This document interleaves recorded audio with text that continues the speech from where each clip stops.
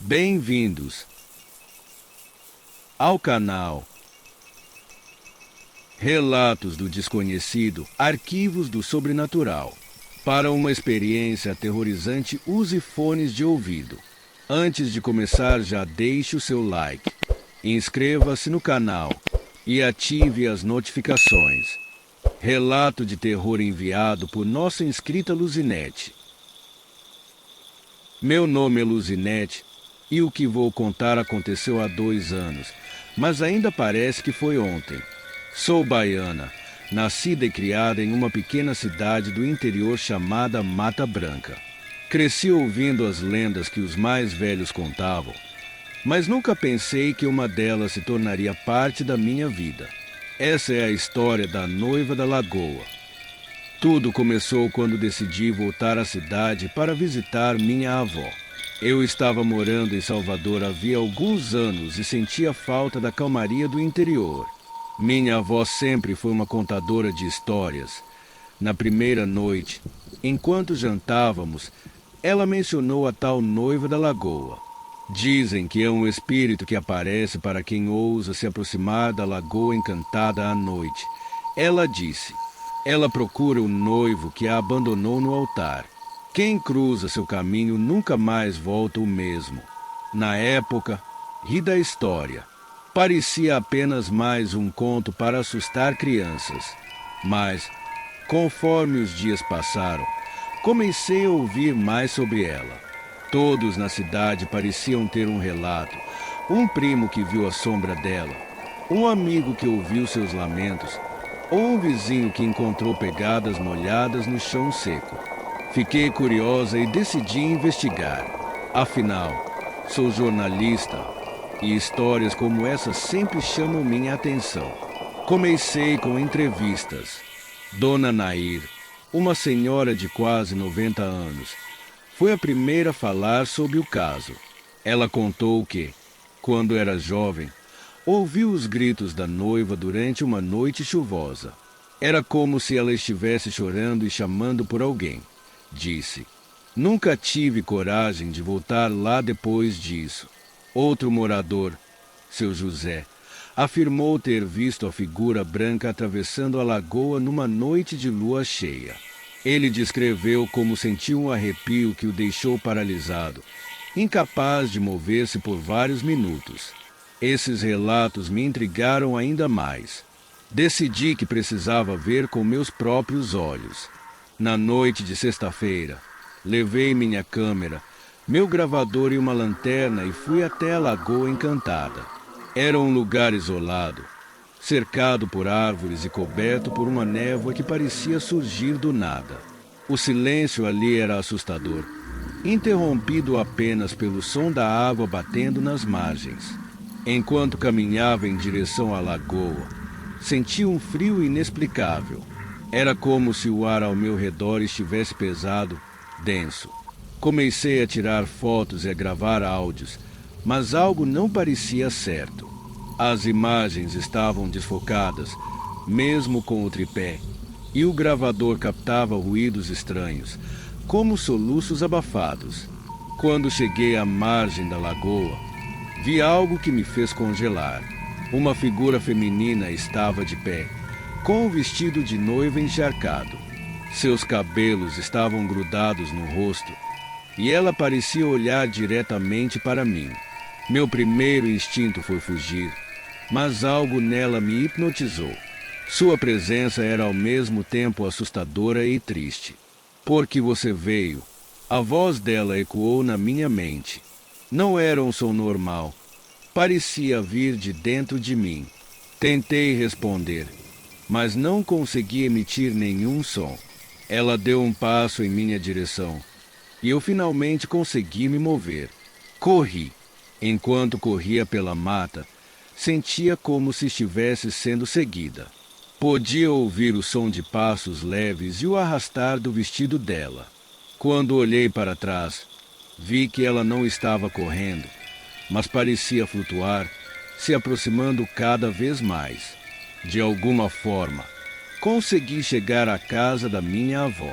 Contei o que tinha visto e ela ficou pálida. Você nunca deveria ter ido até lá, Luzinete. A noiva não gosta de ser perturbada. Nos dias que se seguiram, comecei a notar coisas estranhas. Minha casa parecia mais fria, mesmo em dias quentes. Ouvi soluços vindo do lado de fora da janela, mas nunca havia ninguém ali.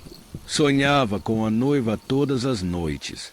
Ela me chamava para a lagoa, dizendo que precisava da minha ajuda para encontrar seu noivo.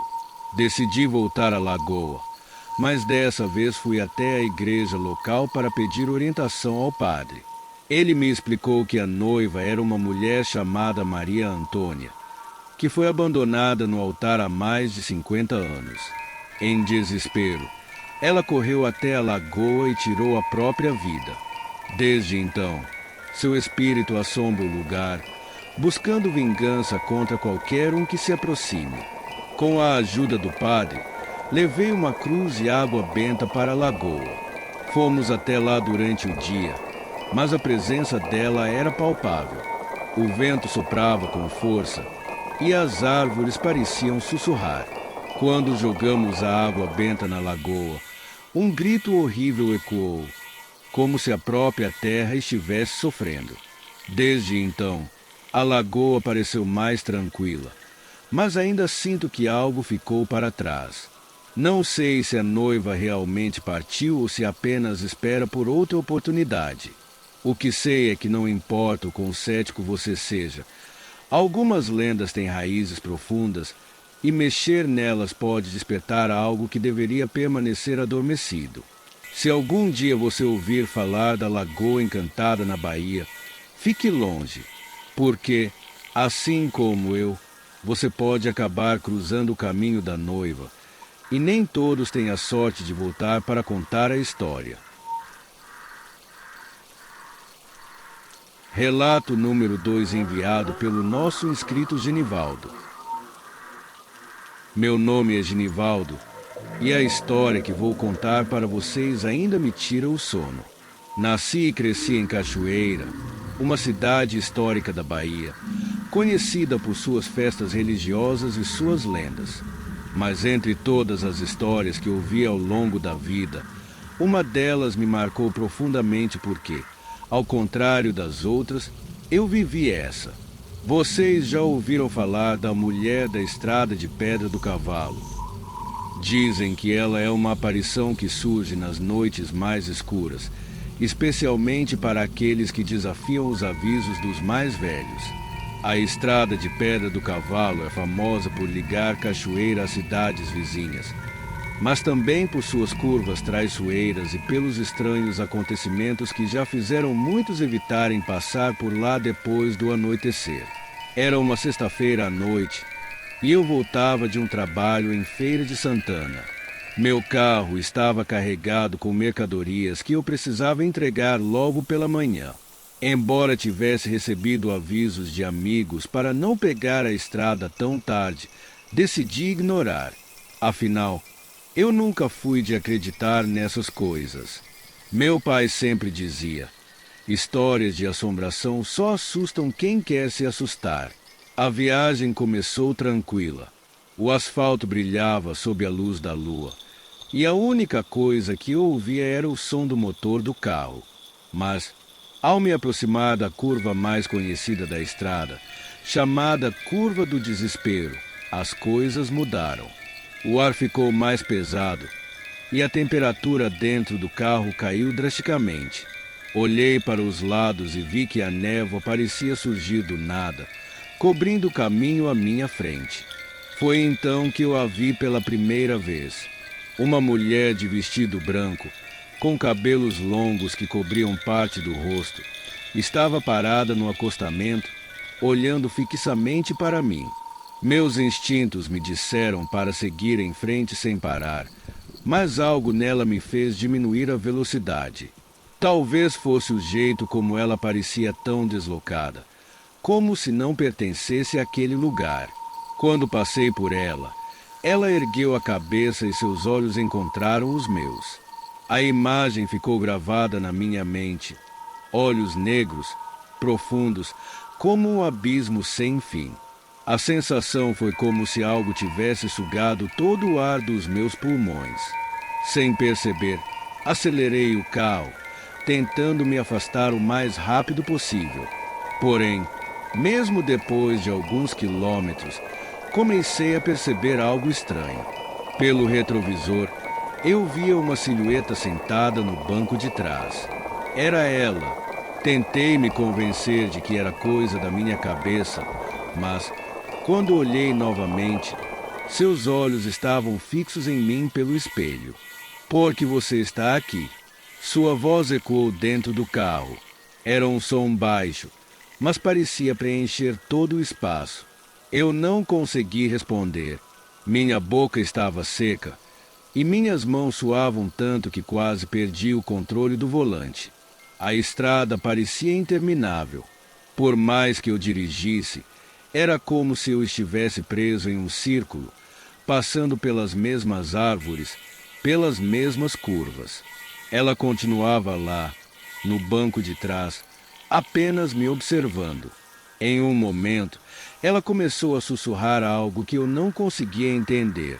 Era uma língua estranha, cheia de sons guturais e sibilantes. Finalmente, em um momento de desespero, gritei: "O que você quer de mim?" Ela não respondeu, mas, em vez disso, apontou para a frente. Foi quando percebi que a estrada terminava em um precipício. Pesei no freio com toda a força e o carro derrapou, parando a poucos metros da beira. Quando me virei para o banco de trás, ela havia desaparecido. Consegui voltar para casa naquela noite, mas não sem consequências. Desde então, minha vida nunca mais foi a mesma. Comecei a sonhar com ela todas as noites. Nos sonhos, ela me chamava para a estrada, pedindo que a ajudasse a encontrar algo ou alguém. Descobri, mais tarde, que a lenda dizia que ela era uma noiva que morreu em um acidente naquela mesma curva, enquanto fugia com seu amante. Desde então, ela busca companhia para sua jornada eterna. Mesmo agora, enquanto conto essa história, sinto que não estou sozinho. Se você algum dia precisar passar pela estrada de Pedra do Cavalo, faça um favor a si mesmo. Não viaje sozinho. Por quê? Se ela decidir que você é a próxima pessoa a acompanhar sua jornada, pode não haver volta.